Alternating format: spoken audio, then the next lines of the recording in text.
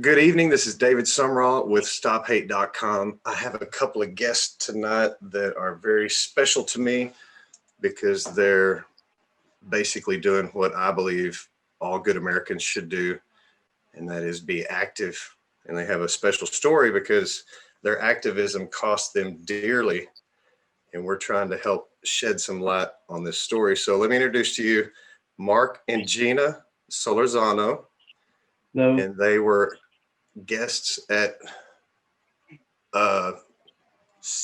Team Save America free speech rally in San Francisco, October 17th. And when I say guests, they were just coming to attend. So what I'd like to do is just introduce y'all and say, first of all, thank you for coming to see us. How are you today?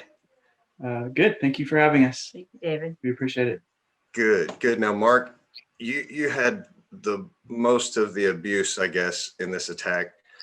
And I'm sure your viewpoint is one that I'd want to hear. And then I especially want to get to your wife because her viewpoint's going to be a lot different to a lot of people.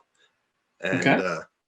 The sheer fear of this situation that we're looking at. So let's just take it off. Good to see y'all. Marc, tell me about your day. How were y'all getting ready for the event and what happened? We had just returned from our honeymoon. We heard through word of mouth through some other patriots that we met at the Trump rally on 19th Avenue a few weeks back. We attended before our honeymoon. It was a few weeks before the 17th, before the free speech rally at UN Plaza. We showed up and we got out of our Uber immediately. We were met with a lot of hate, a lot of dirty looks. There was also some positivity. Some Patreons kind of clicked up with us. You know, they're like, safety in numbers. Can we stick with you guys? So we walked about 2 blocks to the front of the entrance at UN Plaza. Gina immediately had her hat stolen by some girl. We had to get that back. And just a bunch of cusses, slurs, threats all the way there. We get there and we realize that, we got these Antifa people basically blocking the entrance and scaring people away. So, we're like, okay, let's just cross the street, get away from these people and kind of just, see where we're at. And then like, we immediately just like, we gotta get out of here. It's dangerous. So the minute we start walking away, the skeleton police crew dispersed them. That's at least that's what I think that happened. They were definitely dispersed. They dispersed in our direction, and a couple of them started running, and just the herd mentality kicked in. They all started running at me. They got me. They kicked me to the ground. I believe the first kick is what severed my my knee tendon. I forgot what it's called. The patella tendon. So I'll be out of work for 2 months. But immediately I fell to the ground. They started booting and kicking me. So let me ask you this, Marc. You're saying that this was not just herd mentality. This was not just a bunch of angry kids. They're organized. That's what you're saying? Yeah. They simply attacked me for my Trump shirt and my Trump hat. Right. They were wearing Antifa gear. They had Antifa flags. They had BLM flags out there. They were yelling Antifa. They were definitely organized. So let me ask you this: Antifa and BLM working together in a coordinated effort with spotters, markers, callers, whatever terminology you want to use for their different positions, but they definitely targeted you and brought reinforcements to surround and attack you. That's what it would seem. Yes, sir.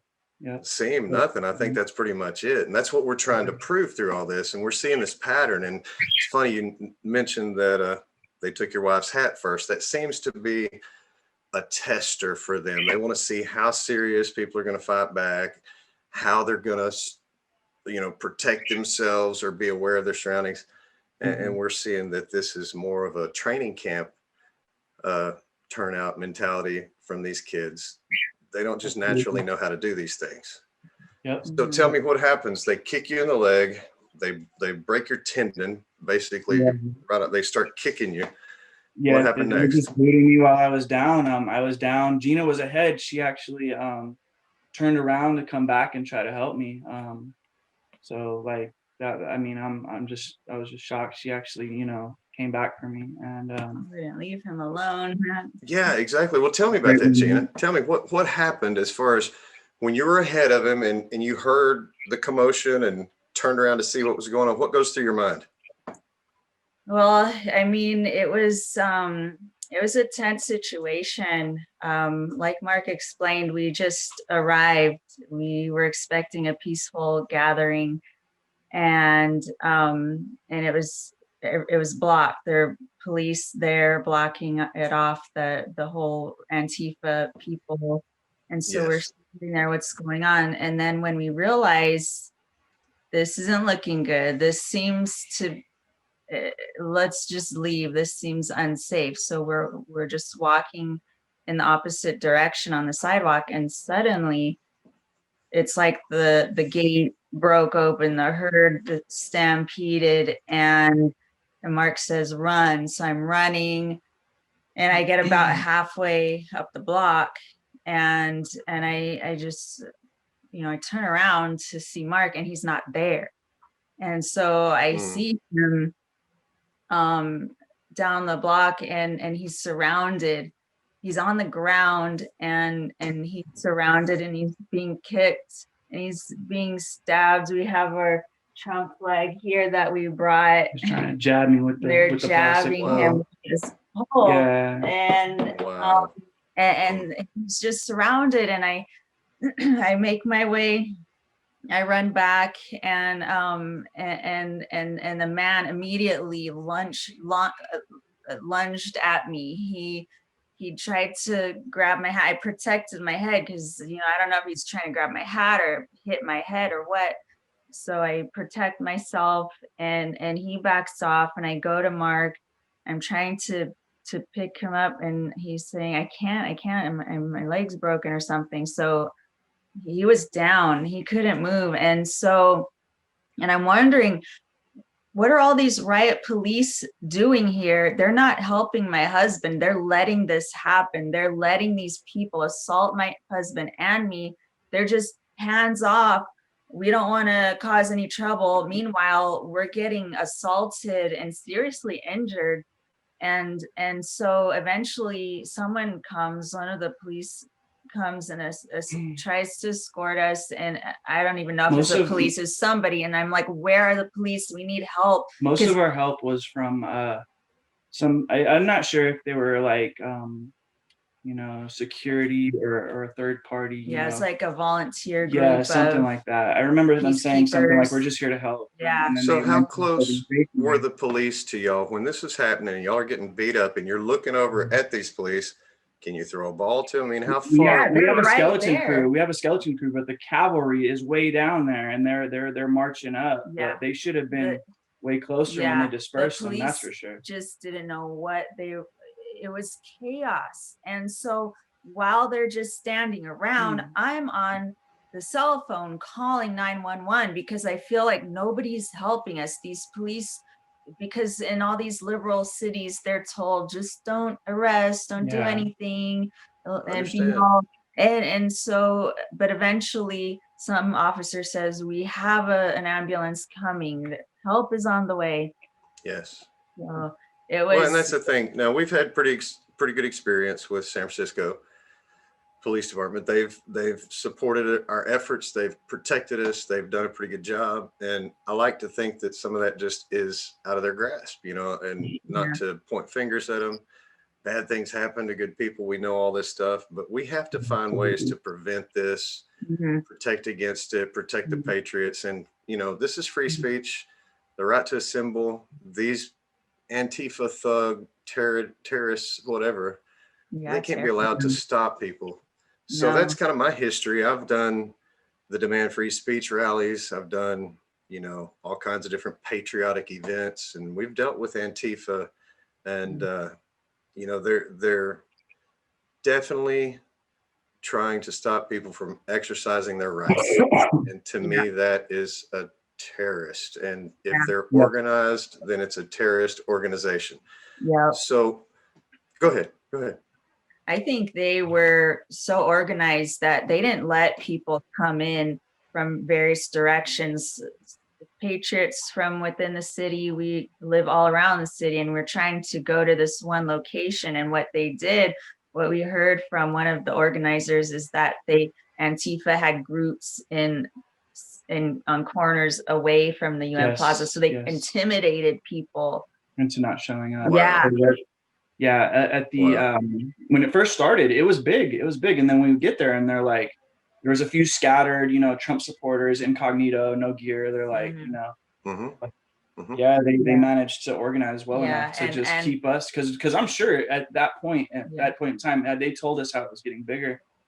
Our numbers were great. They scared a lot of people away. They scared a lot of people away. Well, and I talked to another guy that was there earlier today. I actually interviewed him, and he said that Antifa was out there directing traffic. So when you look at this level of organization, and you still have politicians that say they're just an idea, or they're just something that they talk about in Washington, we know these are lies. We know this is an extremely effective and well-trained group of hoodlums, for lack of a better way to put it. And that if our government officials aren't actively doing something to stop it, then they are complicit. And that's what we're going to prove. So y'all's interview is extremely important for this whole process, because you are firsthand right there, seeing the level of organization. We've had a couple of shootings, one in Colorado, one in Portland. We're trying to prevent these things from happening. And that's going to be through awareness, education, knowing our enemy. And, I really hate for y'all to have suffered through this event for our free speech and our right to assemble. But I appreciate it so much. And, congratulations on being newlyweds and marriage. I'd like to congratulate you and say that, for one, that knee will remind you the rest of your life, the price that you've paid for our freedoms. But this is a great story for y'all at that 50-year mark. Say, you remember when this thing started, so hey, points on the board. Kudos to y'all for, skin in the game and really being involved and doing what it takes. So walk me through the process. How long ago did you have surgery? 2 days ago. I got out. What is it? Today's Monday. I got out Friday night. Nice. How are you holding up? It's getting a little better. The first couple nights were really rough. Last night was a little better. Yes. It's really hard to get comfortable. Stay ahead of the pain. Stay ahead of the pain. Don't let the pain catch up to you, man.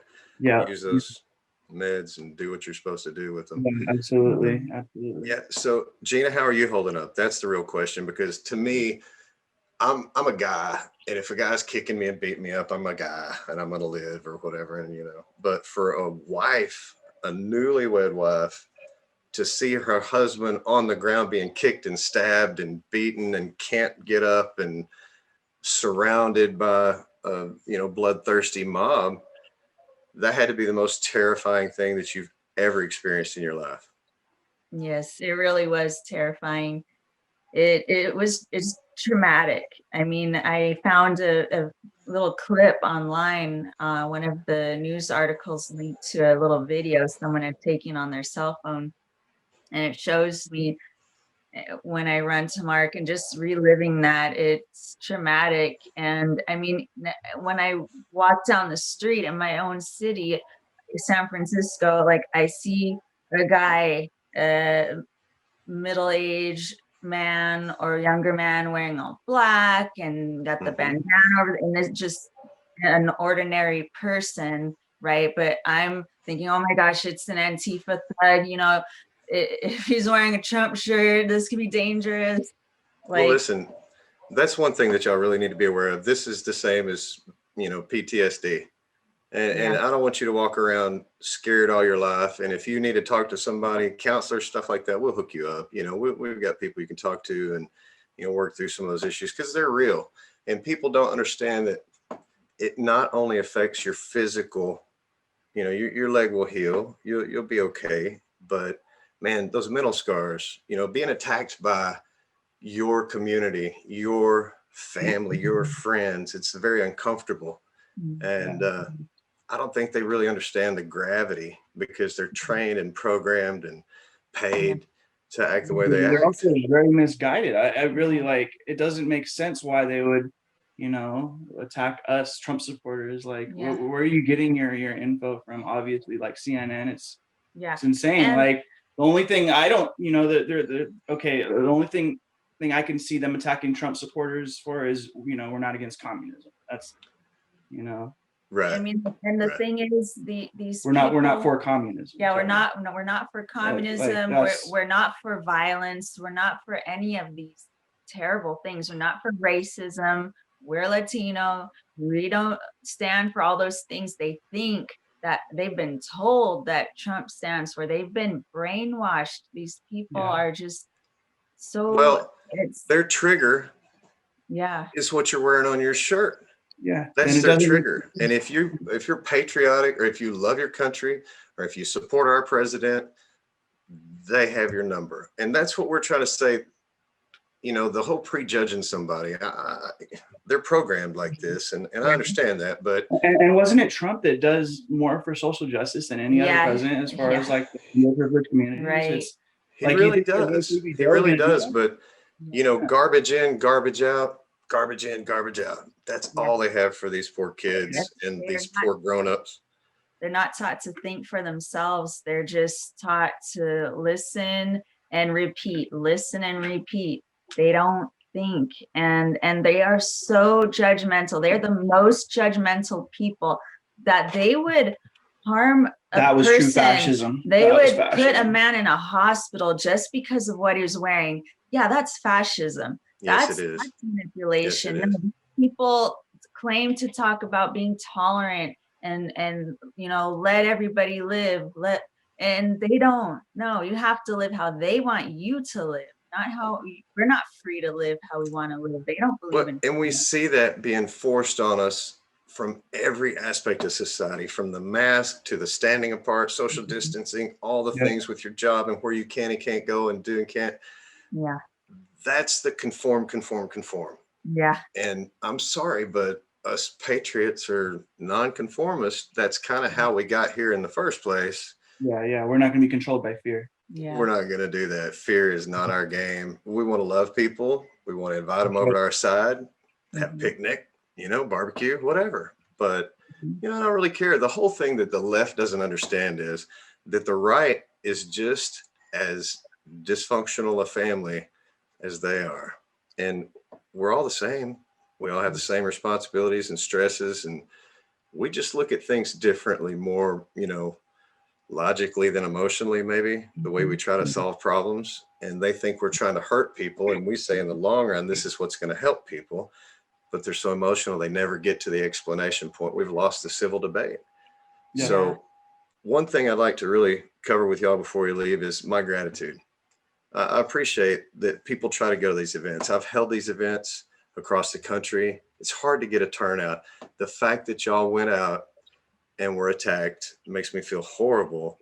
But on the other hand, you're heroes because you're helping put a huge spotlight on something that really needs to be addressed. And I promise you, this story makes a difference. Thank you so much. We appreciate that. Yeah, we definitely want people to know. We definitely want people to see the hypocrisy, and what these people are about. We appreciate you helping us get out for sure. Yeah, and my husband is my hero because he'll still go out in his Trump shirt and Trump hat and he doesn't have a second thought. He's not letting these people intimidate him. And when he went into the hospital for surgery, he wore this shirt. This is a shirt that he got kicked in, pepper sprayed in. I love it. And a lot of the people in the hospital gave him props, right? Yep. Yep. A few dirty looks, Well, but I think I got more More positivity. support, and your even the bravery, surgeon, right? You'll yeah, be your surprised bravery how is commendable, brother. I'm telling you, that is strong. positive responses you get in the city, though. Like, it is very evil. There is a lot of negative craziness, but Sure. Yeah. there are some good patriots here, you know. Yep. That's there right. are- That's right. And we're just looking to make more of them, right? Yes, sir. Right. Absolutely. Come on, love the country. So let me ask you this. How's your GoFundMe going? Do you have a GoFundMe? Yeah, we do. We raised some money, but we're still Good. trying. We got some Yeah. major expenses and Yeah. bills Well, coming up. do this. Tell me what your GoFundMe is, and we'll also put it on the show and after the show so people can find out where to help you out. Mhm. I do warn you that, Philip got his GoFundMe taken down, right? Yes, 36 plus. I was gonna So say, we heard about that, so we actually started a new one with the Christian one that yes, give. give, send, go. Yeah, so we'll send you that one. And we were Beautiful. you're shocked to hear about Philip's situation, and that is so unfortunate. Philip did nothing wrong. All Yeah. of the information is verifiable, is on the news. It's not like he's lying about anything. No. Yeah. And if you'll go to stophate.com, you can see pictures that he's been in events with me for a couple of years and that he's consistent. He wants to have open dialogue with the other side and make friends. He wasn't there to fight. It was Yeah. just a tragic thing that they hired that little punk to do what he did, because it Yeah. really is going to backfire on him because of Yeah. people like y'all that Yeah. stand up to tell the truth and make a difference. And the great thing about the coverage, we got local coverage here in the Bay Area. We even got it out.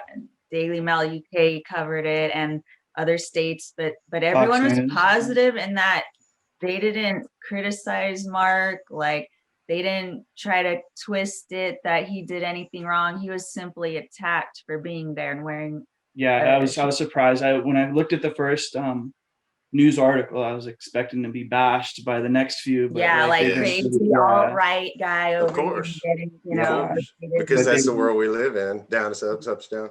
I apologize for, making y'all relive part of this thing, but I think it's really important to convey the reality of what it's like to go to an event these days and to encounter a force like Antifa or BLM that is that well organized, and for people to be prepared.